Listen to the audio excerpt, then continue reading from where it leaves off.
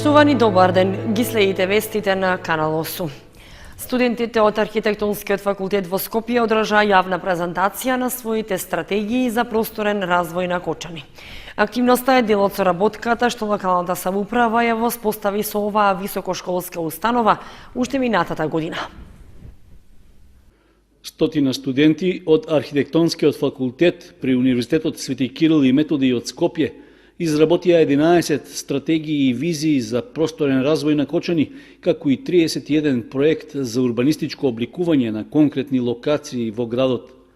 Нивните трудови се резултат од соработката што општина Кочани ја започна минатата година со високошколската установа, при што беше договорено студентите да работат на планирање на просторот и развојот на градот од урбанистички аспект.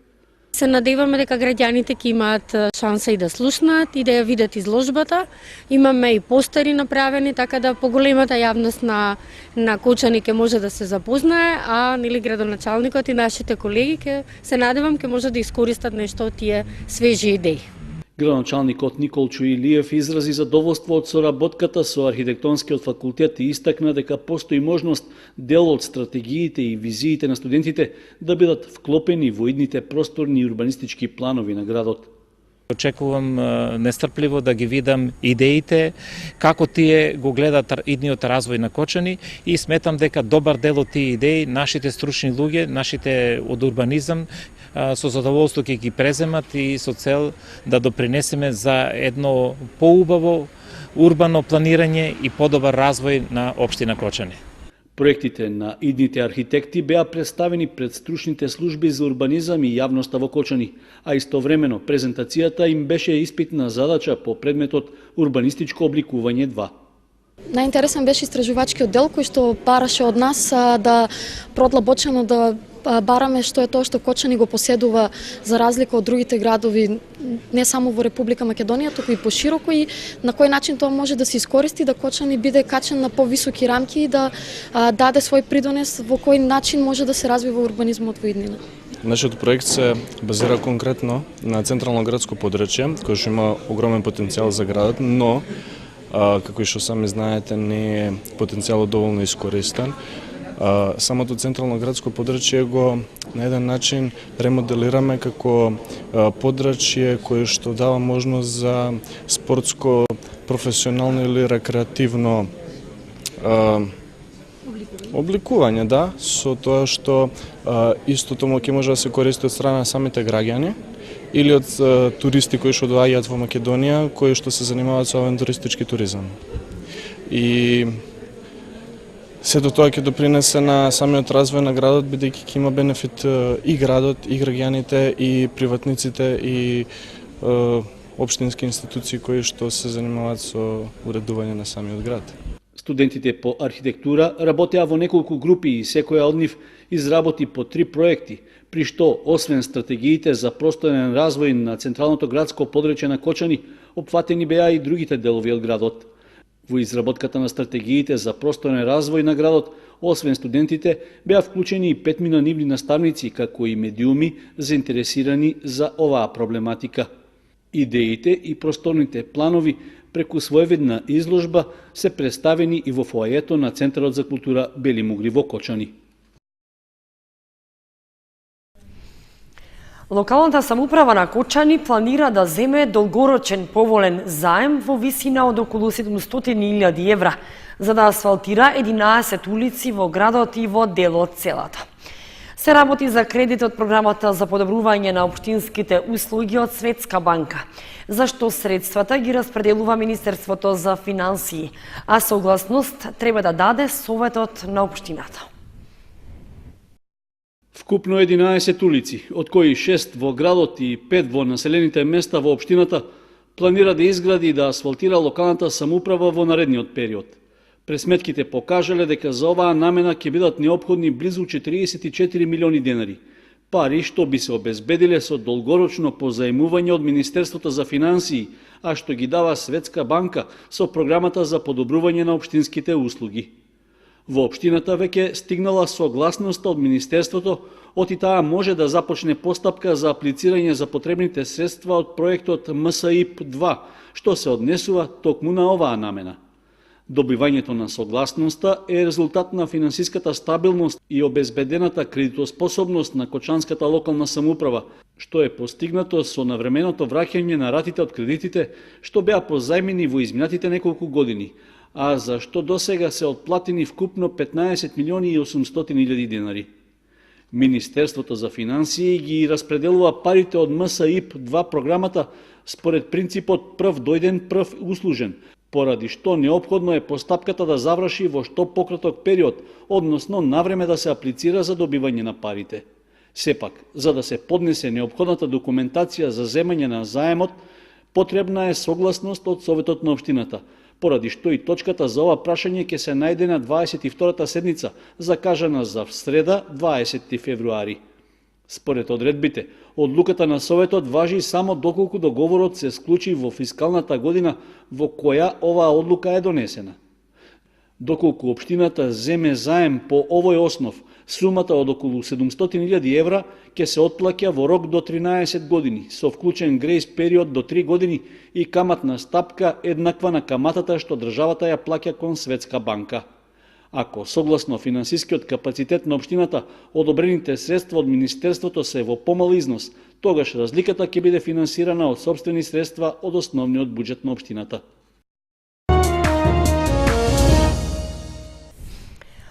И годинава продолжува мерката за произведена и предадена оризова арпа во преработувачки капацитети, со новина дека оризот е издвоен од другите култури, со што се зголемува и висината на поддршката. Излеза и новата уредба за поблиските критериуми за директни плаќања за 2019. Излезе новата уредба за поблиските критериуми за директни плаќања, корисниците на средствата и максималните износи и начините на директните плаќања за 2019 година. Има одредени измени во споредба со програмата за директните плаќања од минатата година, но во однос на оризопроизводството, кое што е карактеристично за нашиот регион, од подрачната единица на Министерството за земјоделство, шумарство и водостопанство од Кочани, истакнуваат дека и оваа година продолжува мерката за произведена и предадена оризова арпа во преработувачки капацитети, со новина дека оризот е издвоен од другите култури, со што се зголемува и висината на поддршката. Корисници на оваа мерка за директни плаќања за произведена и предадена оризова арпа од реколта 2018 година од домашно производство во регистрирани откупувачи се земјоделски стопанства кои имаат остварено производство од оризова арпа од реколтата 2018 година, а ќе го предадат во регистриран откупувач или во собствен преработувачки капацитет запишан во регистарот на откупувачи и се корисници од подмерката 1.1 согласно програмата за финансиска поддршка во земјоделството за 2018 година за количините кои се произведени и предадени во периодот од 26 декември 2018 година до 25 април 2019 година, за количини кои не надминуваат 5,5 тони по хектар, значи висината на директните плаќања изнесува 5 денари по килограм. Значи ова е само продолжение на мерката. Накнадно земјоделските производители ќе бидат обвестени во кој период ќе можат да ги поднесат барањата во подрачната единица, значи ќе се однесува за периодот на предадена оризова арпа од 26 декември 2018 до 25 април 2019 година. Исто така сакаме да напоменеме дека за прв пат оваа година успеавме во соработка со Министерството за земјоделство оризот да го издвоиме од останатите полиделски култури и за оваа година во оваа програма се зголемува и висината на поддршката за оризот. Така, висината на поддршката за оризот ќе изнесува 18.000 денари по хектар без семенски материјал и 25.000 денари за ориз со семенски материјал. Значи тоа е една од новините. До сегашната субвенција за ориз беше 600 денари. Значи од сега натаму ќе биде 1.800 со 18.000 со 25.000 денари по хектар. Корисниците дополнително ќе бидат известени каде и кога ќе може да ги поднесат барањата, додава Миладинов. Група ученици и професори од Средното училиште Лјупчо Сантов в недела ќе заминат за Италија. На втората активност, предвидена од проектот "Ние сме попаметни од технологијата", финансиран од Еразмус Плюс програмата. Ќе представат градови од државата, меѓу кои и Кочани, а за таму подготвија и краток филм. Група ученици, професори и раководниот кадар на Средното општинско училиште Лјупча Сантов продолжуваат со активностите од проектот "Ние сме попаметни од технологијата", финансирано од Еразмус плюс програмата.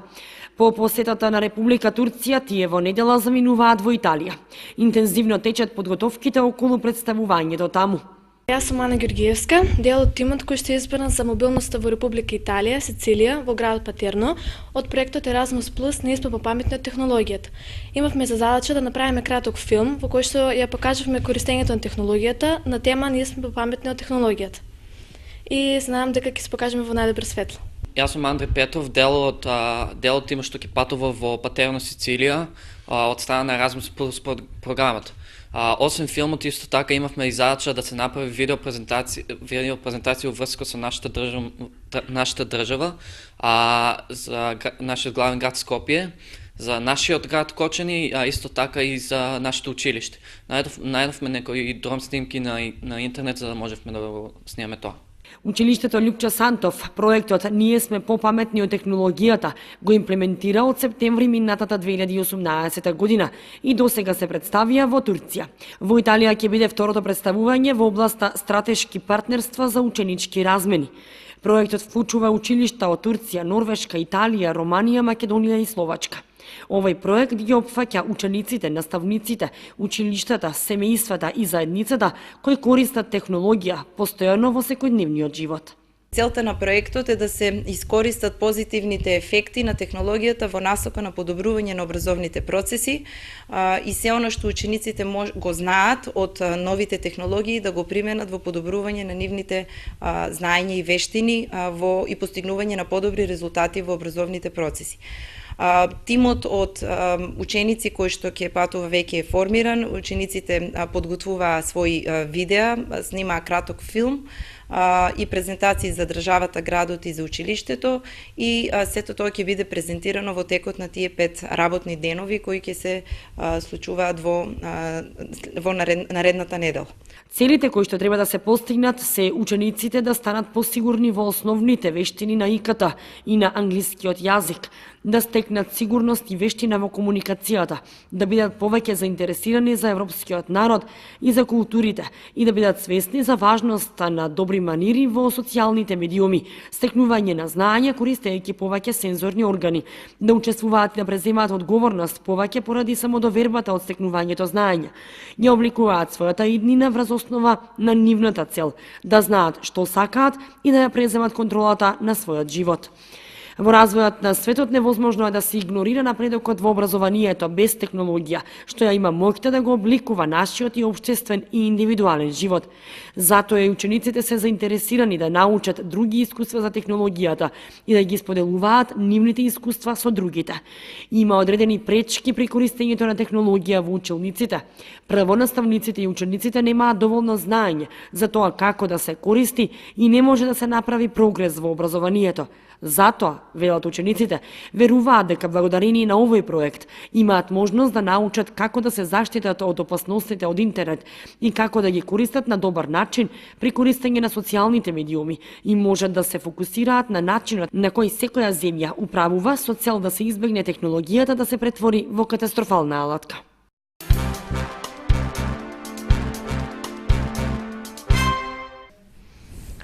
Сабота на 16 февруари во гимназијата Лјупча Сантов ќе се одржи регионален надпревар по математика, на кој ќе учествуваат средношколци од општините од регионот. Надпреварот е во организација на Сојузот на математичари на Македонија.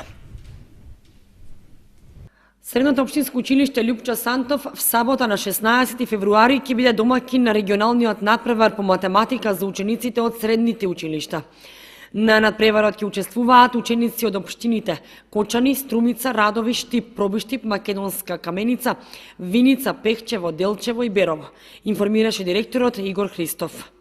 На надпреварот ќе земат учество нешто повеќе од 80 ученици кои што освоиле ги поминале критериумите за учество на регионален надпревар. Лјупча Сантов Кочани има своји 4 представници, има своји ментори, ние сме домакини, се надеваме дека нашите ученици ќе постигнат убави резултати, забележителни резултати со кои што ќе може да се надпреваруваат на републичкиот надпревар. чест и достоинство ни представува да бидеме домакини заради тоа што од 90-тите години во Солјупче Сантов Кочани нема одржано регионален надпревар по математика. Континуитетот на математиката во Солјупче Сантов Кочани, односно на учество на математичарите на регионални, на републички, на балканијади и олимпијади од 82 година пак навак. Така да се надеваме дека капацитетите на нашите ученици се на доста високо ниво во областа на математиката и дека ќе се покажеме во најдобро светло и како домакини, а и како надпребарувачи. Надпреварот започнува во 10 часот, а од Средното општинско училиште Лупча Сантов ќе учествуваат 4 ученици. Координатор на надпреварот е професорката по математика Љупка Димитрова од Средното училиште Гошо Викентиев.